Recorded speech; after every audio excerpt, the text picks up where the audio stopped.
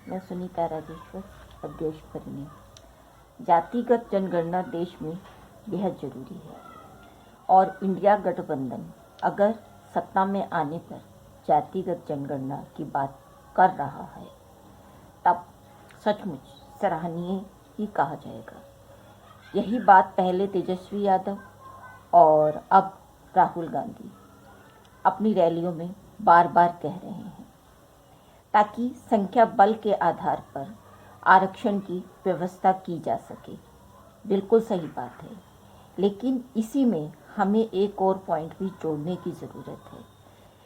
अगर हम देश में सचमुच जात पात मिटाना चाहते हैं तो अंतर जातीय अंतर धार्मिक प्रेम विवाह करने वालों के लिए भी आरक्षण किया जाना चाहिए, क्योंकि प्रकृति के पहले अंतर जातीय प्रेम विवाह करने वाले अपने समय के सबसे बड़े समाज सुधारक और पति पत्नी के आदर्श शिव पार्वती से लेकर वर्तमान में अनेक महान नायक नायिकाओं को भी अंतर जातीय अंतर धार्मिक प्रेम विवाह करने पर जीवन पर्यंत मानसिक सामाजिक परेशानियों का सामना करना पड़ा है।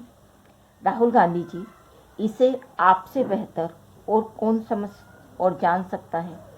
आपकी माँ सोनिया गांधी को ही नहीं, जब तक आपको भी इस वजह से बहुत कुछ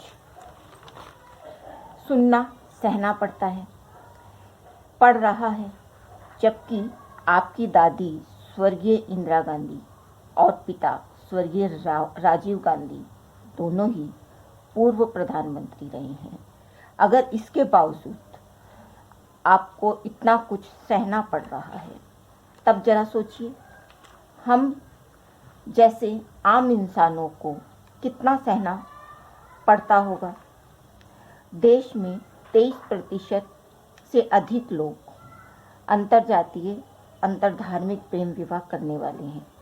इसलिए अपने चुनावी घोषणा पत्र में आप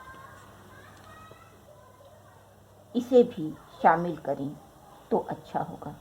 हमारी परिणी संस्था जाति तोड़ो भारत जोड़ो के मूल मंत्र के साथ इसी के लिए प्रयासरत है कि अंतरजातीय अंतरधार्मिक प्रेम विवाह करने वालों को उचित सम्मान मिले और जाति और धर्म की बेड़ियाँ तोड़ी जा सके और समाज एक बन सके, बेहतर समाज, जीने लायक समाज, जहाँ इंसानियत की बात होती हो, भाई भाई की बात होती हो, एक दूसरे के सुख दुख में सहभागी होने की बात होती हो। ये नहीं कि अगर हम दूसरी जात से या धर्म से हैं तब किसी के सुख दुख में शामिल होने में भी परहेज करते या उपहास और उड़ाएं। उम्मीद है कि इंडिया गठबंधन इसे जरूर अपने घोषणा पत्र में शामिल करेगा, क्योंकि बात 23% से ज़्यादा लोगों की है, उनके जीवन की है, उनके जीवन संघर्ष की है, उनके सामाजिक सम्मान की है, उनके मानसिक शांति की है और सुकून की है। मैं सुनीता राजेश्वर, अध्यक्ष परिणी। जय हिंद, जय भारत।